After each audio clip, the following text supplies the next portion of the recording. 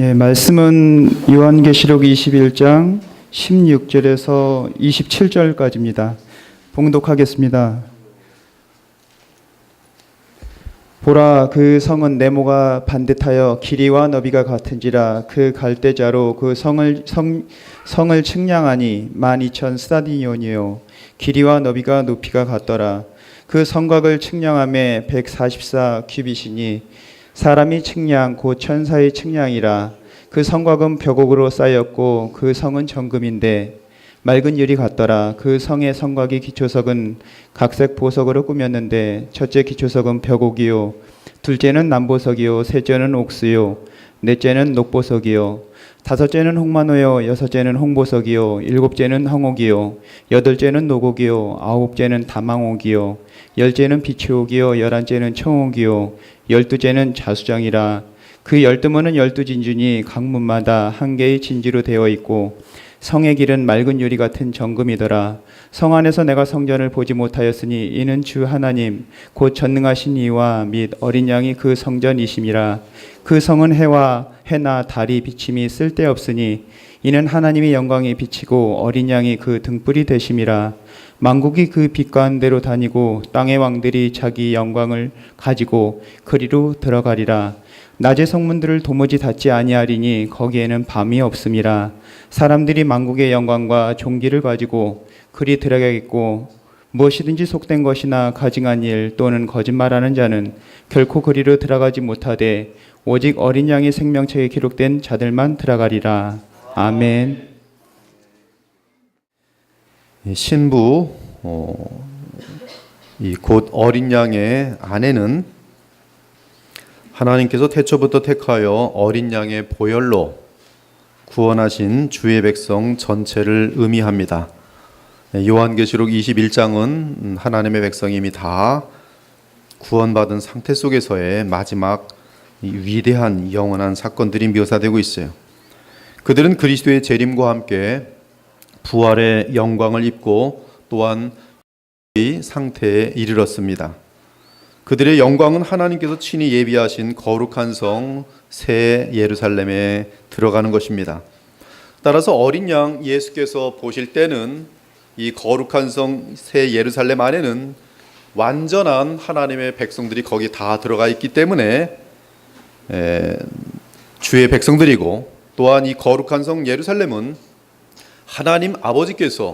하나님께서 이 어린 양 신랑과 또 하나님의 백성 신부를 위해 마련하신 그러한 굉장히 엄청난 선물인 것이, 따라서 어린 양 예수께서 보실 때는 거룩한 성 새 예루살렘은 하나님께서 마련하신 무한한 영광의 성이면서 동시에 주께서 친히 자기 피로 값주고 사신 사랑의 대상인 주의 백성들입니다. 그것이 거룩한 성 예루살렘은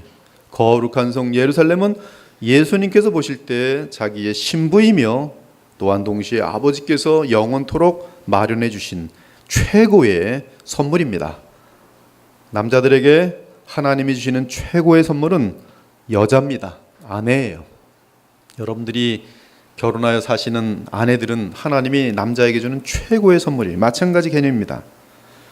이 하나님의 백성이 머물고 있는 거룩한 성 예루살렘에는 완전한 하나님의 영광이 머물고 있습니다. 그 성의 빛은 지극히 귀한 보석보다 밝고 벽옥과 수정같이 맑습니다.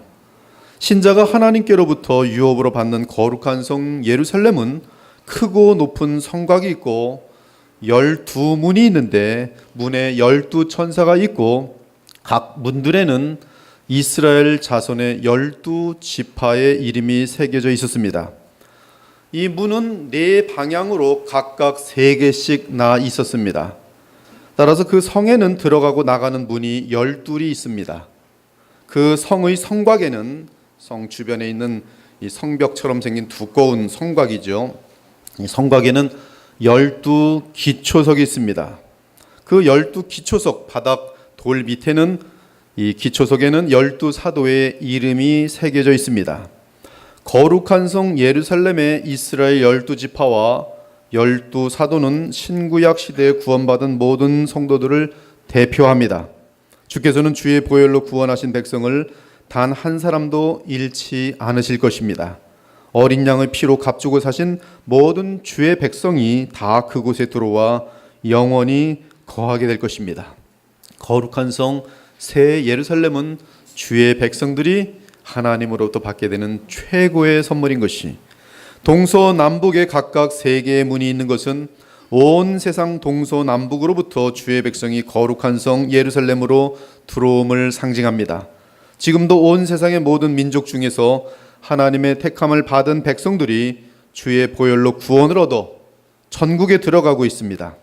그들 모두 주 예수님께서 재림하신 후 하나님께서 친히 선물을 기업으로 주실 때 거룩한 성 예루살렘을 선물로 받아서 그곳에 들어가게 될 것입니다. 또한 거룩한 성 예루살렘은 하나님께로부터 하늘에서 내려오는 것으로서 인간의 노력과는 전혀 무관한 전적인 하나님의 선물입니다. 오직 하나님께서 그분의 전능하심과 완전한 지혜 가운데 친히 만드신 가장 아름다운 선물이 예수님을 향하여, 어린 양을 향하여, 또한 주의 백성을 향하여 하나님이 친히 마련하신 가장 아름다운 선물이 거룩한 성 예루살렘입니다. 히브리서 11장 10절은 이 성에 대해서 하나님이 계획하시고 지으실 터가 있는 성이라고 증언하고 있습니다. 그 성은 새하늘과 새 땅의 중심부에 있는 도시로서 하나님의 성전이며 하나님과 어린 양의 영광이 무한하게 흐르는 곳입니다. 그곳에는 어린 양의 보혈로 값주고 산바된 우리 그리스도인들이 영원히 맘껏 거하는 곳이 될 것입니다. 그 성은 거룩한 도성으로서 죄가 전혀 없는 성이며 하나님의 영광이 가장 강렬하고 무한하고 찬란하게 나타나는 곳이 될 것입니다.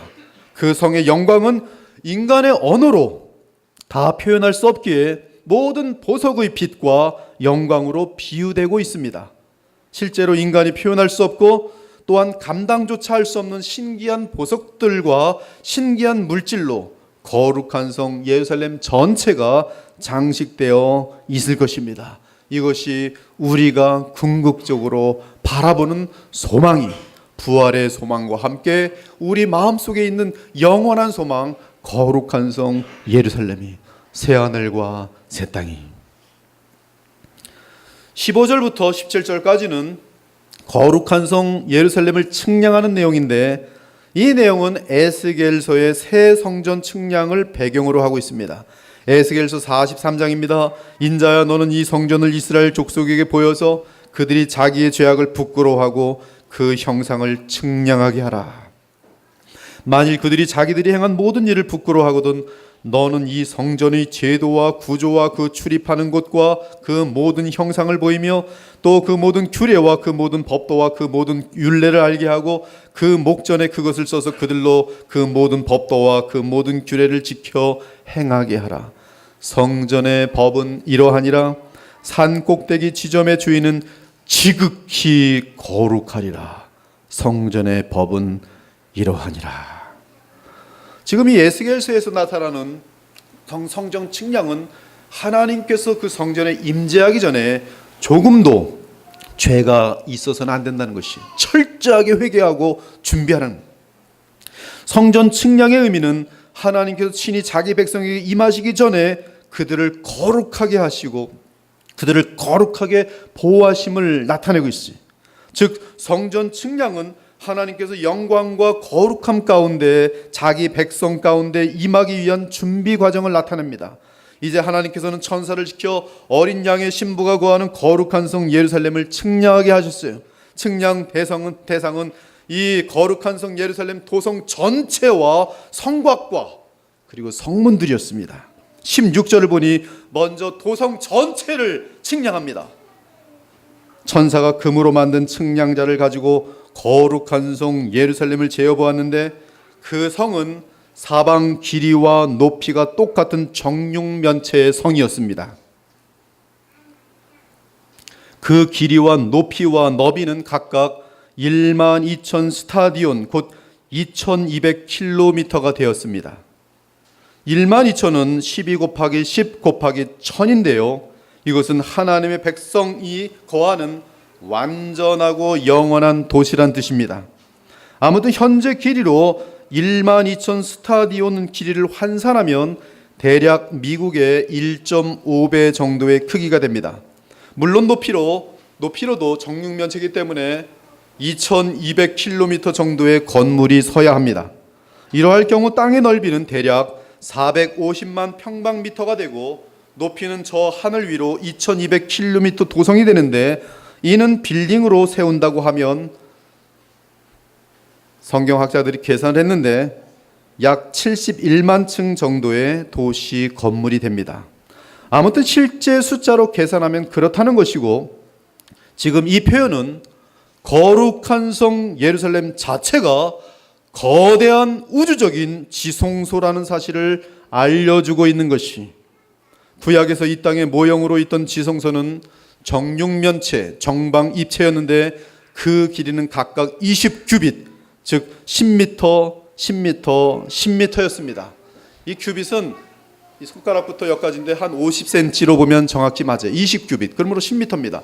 10m, 10m, 10m의 정육면체가 지성소였어요.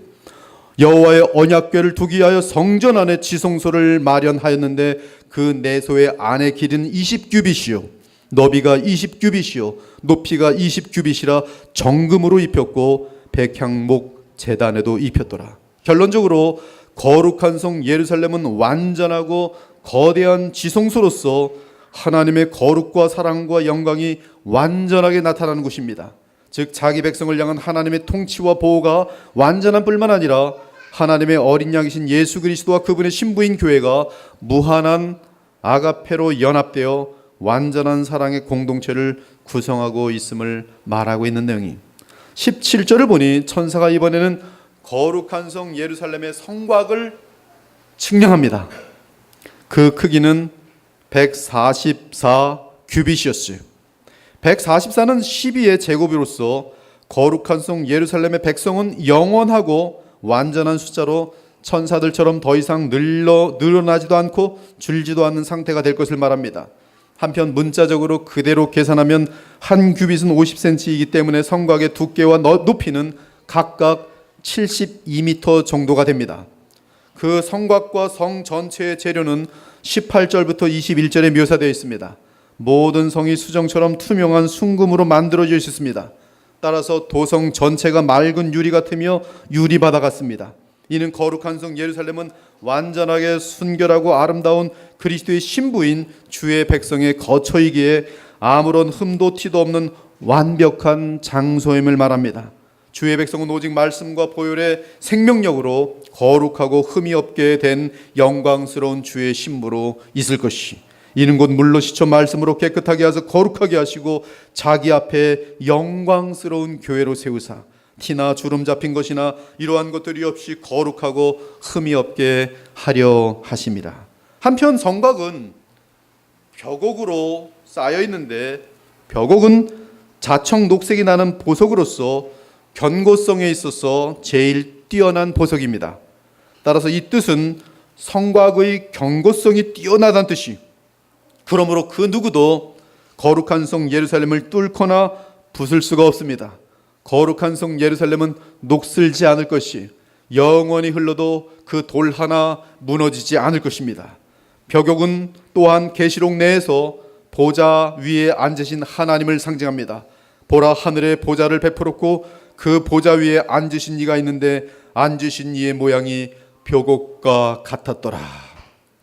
하나님의 영광이 있어 그 성의 빛이 지극히 귀한 보석 같고 벽옥과 수정같이 맑더라.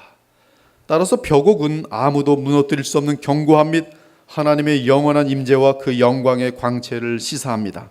거룩한 성 예루살렘은 영원히 견고할 것이, 또한 하나님의 임재와 영광이 영원할 것입니다. 19절 이하를 보면 거룩한 성 예루살렘은 12성곽으로 되어 있고 12성곽의 기초석은 각각 12종류의 보석으로 되어 있어요. 성곽이라는 것은 이 성곽을 짓다가 이렇게 뭉치로 네모나게 해서 딱 쓰거나 하는 것이죠. 12성곽이에요. 그리고 이 12성곽의 기초석은 각각 12종류의 보석으로 되어 있습니다. 각 성곽마다 하나의 큰 보석으로 되어 있어요. 기초석은 다른 말로 하면 주춧돌인데요. 그 주춧돌에는 어린 양의 12사도의 이름이 각각 적혀 있었습니다. 그 주춧돌 위에는 각각 문이 서 있고 그 문들 위에는 이스라엘 자손의 12지파 이름들이 각각 적혀 있고 각 문 위에는 천사가 앉아 있었습니다. 이는 오직 예수 그리스도를 의지하고 그를 믿어 그의 생명책에 기록된 자들만이 거룩한 성 예루살렘에 들어가며 그 성의 시민이 된다는 사실을 보여줍니다. 이처럼 새하늘과 새 땅의 수도인 거룩한 성 새 예루살렘에는 하나님께서 태초부터 택하여 어린 양의 보혈의 피로 값주고 사신 구원받은 백성들만이 들어올 수 있습니다. 그들은 구약의 12지파 그리고 신약의 12사도로 상징되는 자들로서 오직 예수 그리스도를 모퉁이 돌로 하여 복음의 신앙을 지님으로 하나님 나라에 들어온 자들입니다. 아무튼 12주춧돌은 각각 벽옥, 남보석, 옥수, 녹보석, 홍만호, 홍보석, 황옥, 노곡, 다망옥, 비치옥, 청옥, 자수정 이렇게 12보석입니다. 이 12보석은 지금 이 땅에 존재하는 대단히 귀한 실제 보석들인데 놀랍게도 출애굽기 28장 17절에서 20절을 보면 대제사장의 흉패가 이 12보석으로 되어 있는 것을 발견할 수 있습니다. 너는 판결 흉패를 애봇자는 방법으로 금실과 청옥, 청색, 자색, 홍식 실과 가늘게 꼰 배실로 정교하게 짜서 만들되 길이와 너비가 한 뼘씩 두 겹으로 네모 반듯하게 하고 그곳에 네 줄로 보석을 물리되 첫 줄은 홍보석, 황옥, 녹주옥이요 둘째 줄은 석류석, 남보석, 홍만호요 셋째 줄은 호박, 백나노, 자수정이요 넷째 줄은 녹보석, 호만호, 벽옥으로 각 금태에 물릴지니 이 보석들은 이스라엘 아들들의 이름대로 12이라. 아론이 성소에 들어갈 때는 이스라엘 아들들의 이름을 기록한 이 판결 흉패를 가슴에 붙여 여호와 앞에 영원한 기념을 삼을 것이니라. 너는 우림과 둠빔을 판결 흉패 안에 넣어 아론이 여호와 앞에 들어갈 때 그의 가슴에 붙이게 하라. 아론은 여호와 앞에서 이스라엘 자손의 흉패를 항상 그의 가슴에 붙일지니라. 즉 12성곽의 보석이 구약의 대제사장의 판결 흉패에 달린 보석과 같다는 것은 어린 양의 신부인 주의 백성들 모두가 구약의 대제사장처럼 지극히 거룩하며 또한 마음껏 하나님의 보좌와 영광 앞에 나아갈 수 있음을 말합니다. 또한 주의 백성에게 주어졌던 모든 하나님의 약속이 전부 완전하게 영원히 성취되었음을 의미하는 내용이에요. 한편 성곽의 동서남북으로 세워진 12문은 각 문이 하나의 커다란 진주로 만들어져 있었습니다. 진주는 성경 전체에서 볼 때 가장 귀하다는 의미를 나타냅니다. 또 천국은 마치 좋은 진주를 구하는 장사와 같으니 극히 값진 진주 하나를 발견함에 가서 자기의 소유를 다 팔아 그 진주를 사느니라. 지혜는 진주보다 귀하니 내가 사모하는 모든 것으로도 이에 비교할 수 없도다. 그런데 거룩한 성 예루살렘의 12문이 각각 커다란 진주로 되어 있으니 이는 이 도성이 온 우주 가운데 가장 아름답고 귀하고 가장 부요하다는 뜻인 것이. 21절을 보니 그 도성의 길은 정금길입니다. 이는 도시 전체가 점금으로 된 유리 바다로서 아름답고 투명함을 말합니다. 이 투명한 점금길은 그 어떤 죄인도 다닐 수 없고 오직 구속함을 입은 거룩한 성도들만이 다닐 수가 있으니 이사야 35장에 보면 거기에 대로가 있어 그 길을 거룩한 길이라 일컫는 바 되니 깨끗하지 못한 자는 지나가지 못하겠고 오직 구속함을 입은 자들을 위하여 있게 될 것이라. 우매한 행위는 그 길로 다니지 못할 것이며 거기에는 사자가 없고 사나운 짐승이 그리로 올라오지 아니하므로 그것을 만나지 못하겠고 오직 구속함을 받은 자만 그리로 행할 것이며 여호와의 속량함을 받은 자들이 돌아오되 노래하며 시온에 이르러 그들의 머리에 영원한 희락을 띠고 기쁨과 즐거움을 얻으리니 슬픔과 탄식이 사라지리로다. 12절을 보니 천사들의 지위는 그 도성에서 문지기들입니다. 우리 신자들은 그 성에서 신랑 예수 그리스도의 신부로서 주인 행세를 할 것입니다. 그때 우리의 몸과 영혼은 천사보다 훨씬 더 영화롭고 능력이 많을 것이, 그때는 천사들이 우리의 심부름을 대행하는 종의 역할을 할 것입니다. 모든 천사들은 섬기는 영으로서 구원받을 상속자들을 위하여 섬기라고 보내심이 아니냐. 하나님 주변에 그룹이라는 가장 내생물이 있는데 지금 우리로서는 알 수 없는 존재예요. 그러나 그 존재들마저도 거룩한 성 예루살렘이 임한 이후에는 우리를 섬기는 존재일 뿐이에요. 계시록 21장과 22장을 보면 그룹을 찾을 수가 없어요. 그들은 사명을 마치고 물러서요. 예수께서 이르시되 이 세상의 자녀들은 장가도 가고 시집도 가되 저 세상과 및 죽은 자 가운데서 부활함을 얻기에 합당히 여김을 받은 자들은 장가가고 시집가는 일이 없으며 그들은 다시 죽을 수도 없나니 이는 천사와 동등이요 부활의 자녀로서 하나님의 자녀임이라. 우리는 하나님의 자녀들이, 천사들은 심부름꾼이. 너희가 성경도 하나님의 능력도 알지 못함으로 오해함이 아니냐. 사람이 죽은 자 가운데서 살아날 때에는 장가도 아니가고 시집도 아니가고 하늘에 있는 천사들과 같으리라. 그때 우리의 신부는 시편 기자의 노래처럼 모든 것을 다스리는 왕들이 될 것입니다. 여호와 우리 주여, 주의 이름이 온 땅에 어찌 그리 아름다운지요. 주의 영광이 하늘을 덮었나이다. 주의 손가락으로 만드신 그의 하늘과 주께서 베풀어 두신 달과 별들을 내가 보니 사람이 무엇이기에 주께서 그를 생각하시며 인자가 무엇이기에 주께서 그를 돌보시나이까. 주의 손으로 만드신 것을 다스리게 하시고 만물을 그의 발 아래 두셨으니 곧 모든 소와 양과 들짐승이며 공중의 새와 바다의 물고기와 바닷길에 다니는 것이니이다. 여호와 우리 주여, 주의 이름이 온 땅에 어찌 그리 아름다운지요. 우리는 모든 피조물의 왕으로서 살아가게 될 것이.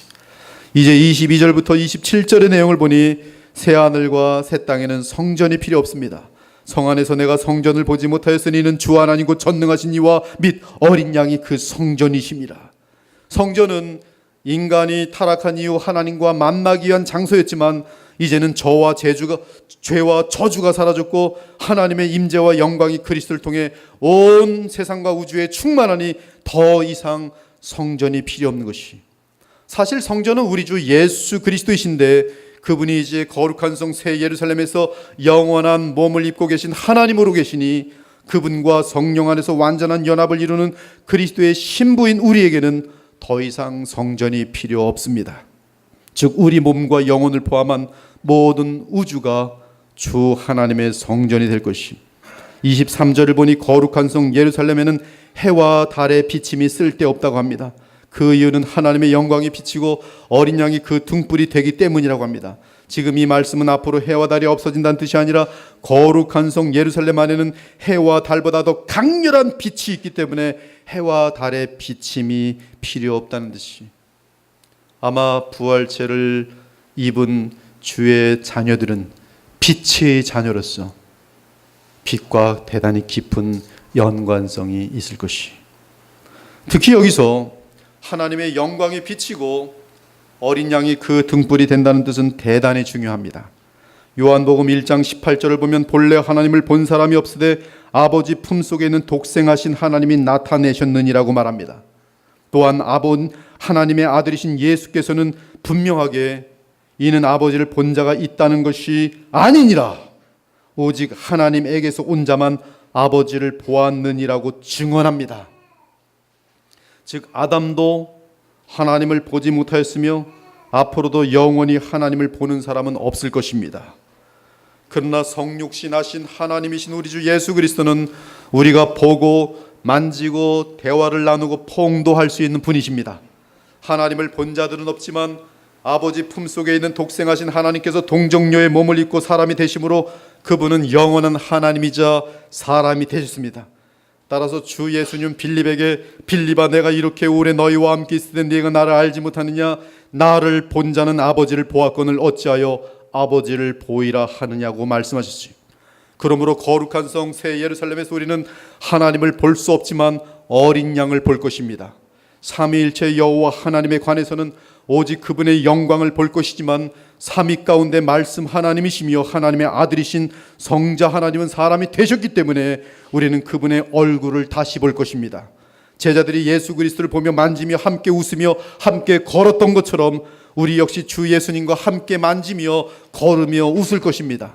즉 우리는 그리스도 안에서 그리스도를 통해 하나님을 만나며 하나님과 교제할 것이, 태초부터 있는 생명의 말씀에 관하여는 우리가 들은 바요 눈으로 본 바요 자세히 보고 우리의 손으로 만진 바라 이 생명이 나타내신 바 된지라. 이 영원한 생명을 우리가 보았고 증언하여 너희에게 전하노니 이는 아버지와 함께 계시다가 우리에게 나타내신 바 된 이시니라. 따라서 하나님의 영광이 비치고 어린 양이 그 등불이 되심이라는 말씀은 육신을 입고 이 땅에 오셨던 그리스도 안에서 제자들이 하나님을 본 것처럼 장래 새하늘과 새 땅에서는 구속함을 받은 모든 백성들이 등불이신 어린 양을 통해 주 여호와 하나님을 볼 것이라는 뜻입니다. 다시 말해서 거룩한 성 예루살렘에서는 피조물인 우리는 무한하고 영원한 하나님을 직접 볼 수 없을 것이지만 하나님의 세계와 피주의 세계를 연합하고 있는 어린 양 예수 그리스도를 통해서 하나님과 및 그의 세계를 접하게 될 것을 말하는 것이. 이러한 면에서 어린 양은 새로운 우주와 세계의 중심에 서 있을 것입니다. 주의 백성을 포함한 모든 피조물들은 그분을 의지하여 복을 누릴 것이며 그분과 연합하여 하나님으로부터 나오는 영원한 생명을 받을 것이. 하나님의 영광의 등불이신 어린 양은 상한 몸으로 부활하신 그리스도이시며 우리는 그분의 부활체의 몸에 있는 십자가의 흔적을 늘 보면서 영원히 어린 양과 주 하나님께 찬송과 영광을 돌릴 것이.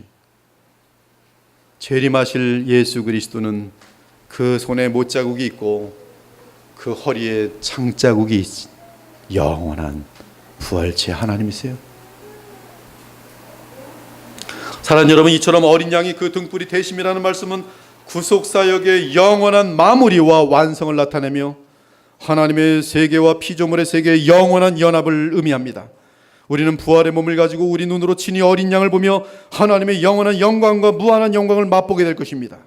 우리는 영광 가운데 부활체로 계신 주 예수 그리스도를 만지고 대화하면서 감당할 수 없는 사랑과 기쁨과 맛볼 것이, 하나님이 모든 지혜와 총명을 우리에게 넘치게 하사 그 뜻의 비밀을 우리에게 알리신 것이요 그의 기뻐하심을 따라 그리스도 안에서 때가 찬 경륜을 위하여 예정하신 것이니 하늘에 있는 것이나 땅에 있는 것이 다 그리스도 안에서 통일되게 하려 하심이라. 지금도 우리는 성령 안에서 어린 양을 만나 기뻐합니다. 물론 완전한 것은 아니지만 믿음 안에서 똑같은 기쁨과 평강을 오늘날에도 성령 안에서 얼마든지 맛볼 수 있어요. 감당할 수 없을 만큼 주님을 만날 때 그 기쁨과 환희는 인간의 말로 표현할 수 없습니다. 이 세상 인간들 가운데 가장 깊은 만족과 사랑과 그 무엇을 다 해도, 그 곱하기 만배를 해도 하나님과의 사랑, 그 하나님과의 교제 가운데 오는 그 희열을 비교할 수 없어요. 저도 이 땅에서 사랑을 해볼 만큼 해봤어요. 그러나 아무리 깊고 진실한 사랑을 했다 한들 주님과의 사랑과 비교할 때는 먼지 같은 것들.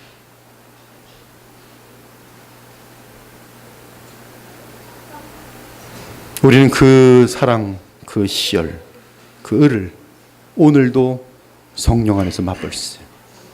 그걸 맛보기에 우리는 주님의 재림을 오소서 속히 오소서 기다리게 됩니다. 그러므로 우리에게 큰 대제사장이 계시니 승천하신 이웃 하나님의 아들 예수시라. 우리는 긍휼하심을 받고 때를 따라 돕는 은혜를 얻게 하여 하나님의 은혜 보좌 앞에 담대히 나아갈 것이니라.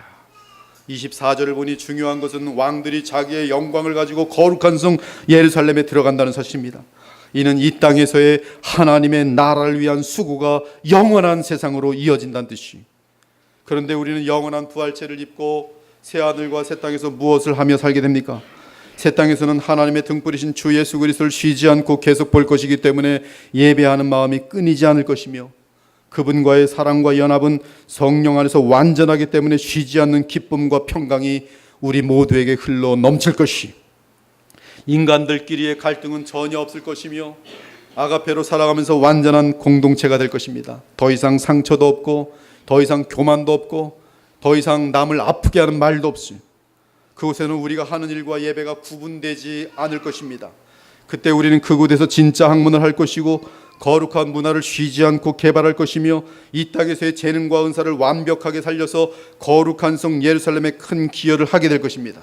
무슨 일을 해도 지치는 일이 없을 것이며 무슨 일을 해도 감사와 보람과 만족과 기쁨이 충만할 것이, 우리의 그 어떤 수고이든 모든 수고는 하나님께 예배가 될 것이고 거룩한 성 예루살렘 공동체에서 큰 유익을 줄 것이, 우리가 행하는 그 어떤 것도 헛수고가 되는 일이 없을 것이, 영원한 의미를 갖게 될 것입니다. 과학이 계속 발전할 것이고 아무리 공부하여 배우더라도 하나님의 무한한 신비 앞에서 경탄하며 끝없이 개발하고 배우게 될 것입니다.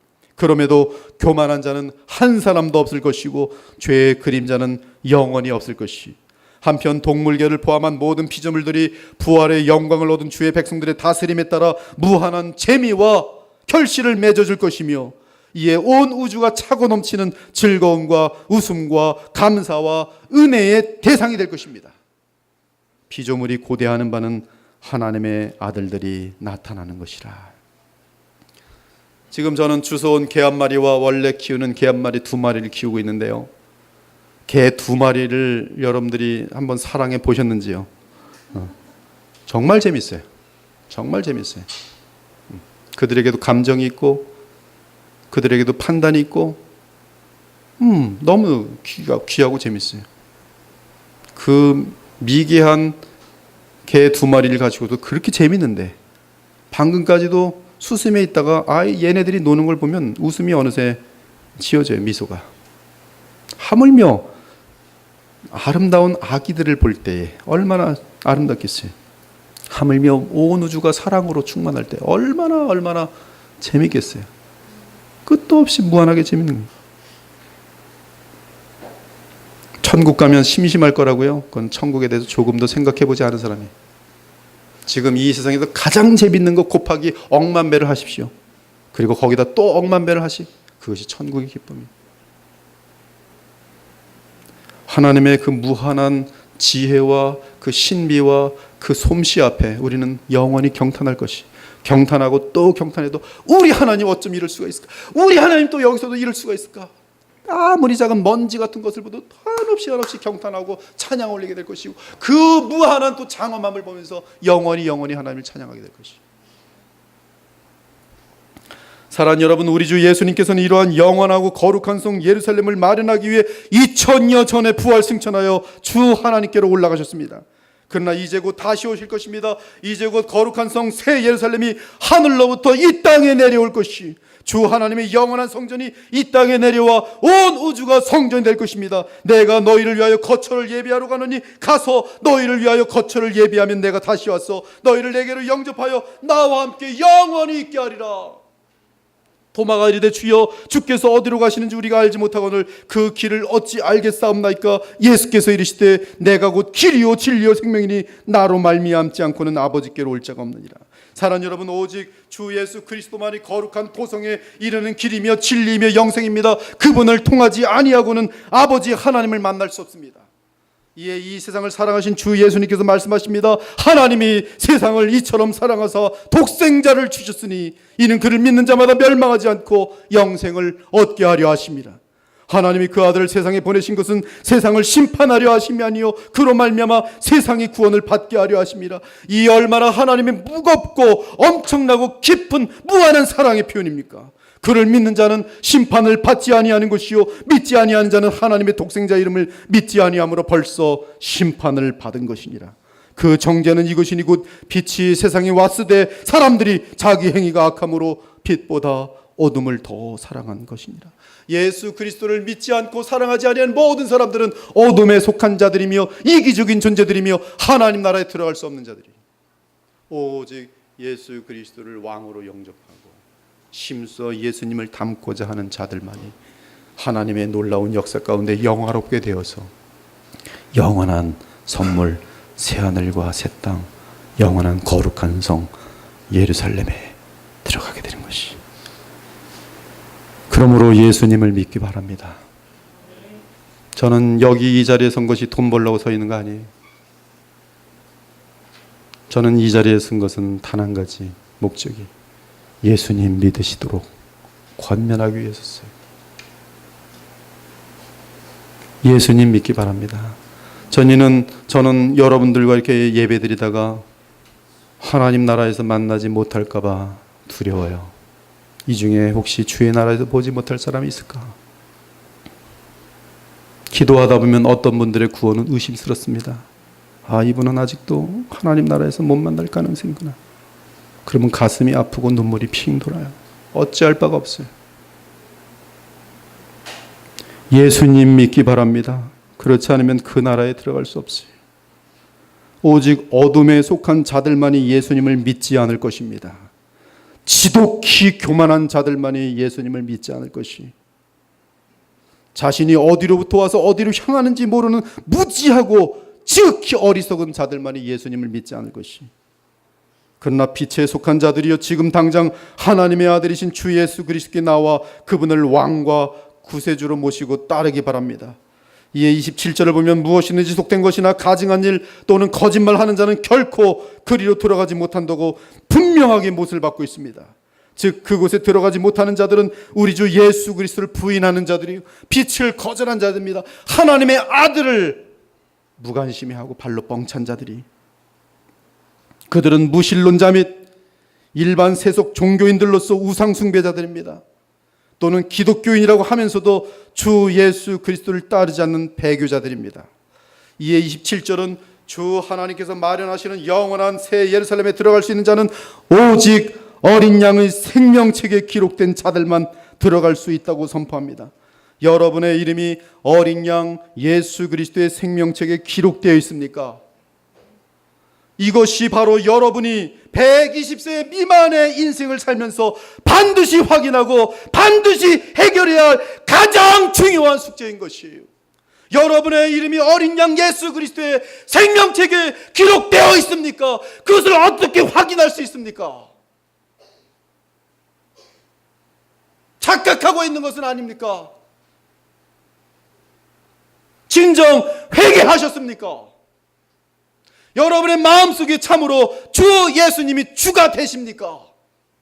여러분이 살아가는 목적이 참으로 영원한 나라입니까? 아니면 썩을 이 세상입니까? 허다하게 많은 크리스찬이라 하는 자들이 썩어질 세상을 위하여 하나님의 이름을 부르고 있어요. 그들의 허다한 숫자들은 가짜들입니다.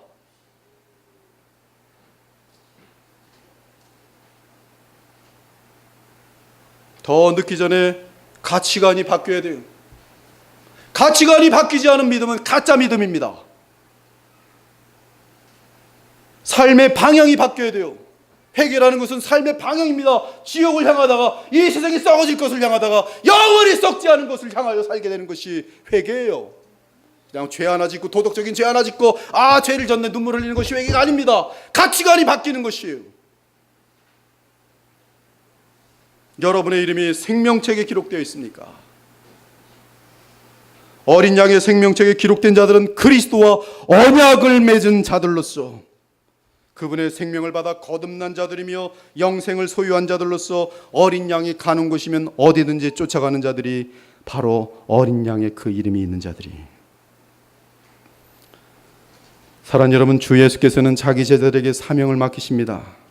그 사명은 하나님이 가르치신 것을 가르쳐 지키게 하는 것이. 예수께서 나와 말씀하여 이르시되 부활하신 예수 그리스도께서 승천 직전에 제자들에게 말씀하신 장면이 하늘과 땅의 모든 권세를 내게 주셨으니 그러므로 너희는 가서 모든 민족을 제자로 삼아 아버지와 아들과 성령의 이름으로 세례를 베풀고 내가 너에게 분부한 모든 것을 가르쳐 지키게 하라. 볼지어다 내가 세상 끝날까지 너희와 항상 함께 있으리라. 이 자리에 계신 여러분 모두가 주 예수 그리스도를 왕과 구세주로 영접하는 주의 백성이 되길 바랍니다. 그분 안에서 영원한 새하늘과 새 땅을 바라보며 하나님께서 마련하신 거룩한 도성 예루살렘에 거하여 영원히 살 수 있는 그리스도의 신부가 될 수 있기를 소망합니다. 주 예수님을 영접한 주님의 신부들은 이 모든 진리를 받들어 단 1분이라도 낭비하지 마시고 주께서 분부하신 사명을 충성스럽게 감당하는 지혜로운 그리고 진실한 주의 백성 되시기를 우리 주 예수 그리스도의 이름으로 축원합니다. 아멘. 우리 기도 올리겠습니다. 오늘 우리는 이 말씀을 통해서 거룩한 성 예루살렘의 100만 분지 1도 안 되는 희미한 그림들을 주의 계시를 통해서 보았습니다. 실끝 보았습니다. 그러나 우리는 성령 안에서 오늘도 하나님의 나라의 실체를 정말로 맛봅니다. 오늘도 예수님 안에서 성령은 우리의 마음속에 하나님 나라의 의와 평강과 실학이 무엇인지를 친히 체험케 하십니다. 그것을 맛보는 자들은 모든 염려를 잃을 수 있으며 그것을 맛보는 자들은 모든 죄의 쾌락들을 이길 수 있어요. 우리가 죄를 이기지 못하는 것은 죄의 맛이 거룩의 맛보다 능가하다고 착각하기 때문입니다. 그러나 거룩의 능력을 맛보고 하나님과의 교제의 그 무한한 실학을 맛볼 때는 넉넉히 이 세상에 속한 죄의 쾌락들은 이길 수가 있어요. 이 시간 주께 기도하기 바랍니다. 주님과 연합되기 원합니다. 주님을 사랑하길 원합니다. 주님께 감사하길 원합니다. 우리의 무지를 용서해 주시고 우리의 완악함을 불쌍히 여겨 주시옵소서. 주님, 제 마음이 독하옵니다. 제 마음속에 미움이 있습니다. 제 마음속에 세상의 죄로 말미암아 더럽혀져 있습니다. 이 시간에 주의 말씀으로 씻겨주시고 주의 보혈로 씻겨주시고 주의 성령으로 제 마음을 충만케 하여 주시옵소서. 세상을 살아가는 목적이 주님 나의 이기심을 위한 삶이 아니라 나를 위하여 자신의 생명까지 다 바치신 예수님을 위하는 사랑의 삶이 되길 원합니다. 이 어리석은 인생의 방향이 바뀔 때마다 주여 채찍하여 주시며 그래서 옳은 길 가게 하여 주시옵소서. 주의 말씀을 목에 메고 주의 말씀을 손등상에 메며 날마다 하나님 말씀을 가까이 하는 가운데 우리 주 예수 그리스도를 기억하고 사랑하는 저희들 모두가 될 수 있도록 도와주시옵소서. 우리 모두가 같은 목적을 가지고 하나님 나라를 바라보면서 이 썩어지는 세상 소망 다 내려놓고 오직 영원한 소망을 가지고 함께 하나 되는 주의 거룩한 사랑의 공동체, 거룩한 공동체 되게 하여 주옵소서. 이러한 기도로 여러분 각자 간절하게 주 앞에 기도 올리겠습니다. 이 시간에 한 30초 정도, 또 1분 정도 주님께 기도합니다. 기도하겠습니다. 우리를 구원하시기 위해서 십자가에서 자신의 생명과 보혈을 다 쏟으신 우리 주 예수 그리스도의 그 무한한 사랑이 저희들에게 와 닿으며 그 사랑이 우리 마음속에 감동되기를 원합니다.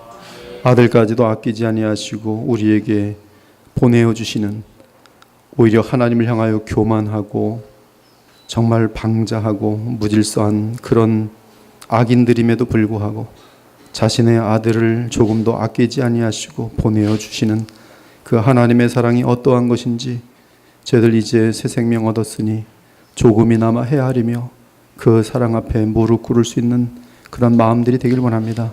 어찌 예수 그리스도의 십자가의 사랑과 아버지의 사랑을 알 때 우리가 변화되지 않을 수 있겠으며 어찌 그 사랑의 기쁨과 평강을 알 때 이 세상을 더 이상 소망할 수 있겠습니까?